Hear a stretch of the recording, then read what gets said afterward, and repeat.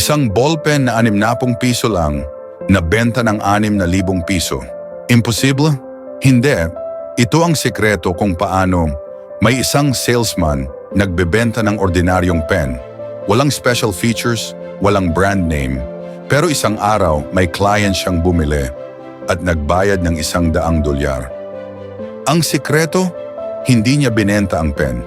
Binenta niya ang story at feeling na kasama nito. Sinabi niya sa client, ito ang pen na ginamit ko ng pirmahan ko ang unang kontrata na nagbago ng buhay ko.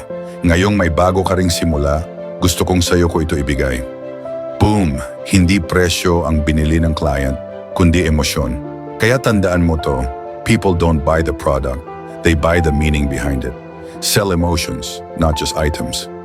Next time magbebenta ka, isipin mo, ano ang kwento sa likod ng produkto mo? Yan ang tunay na sales magic. Follow Sales Spark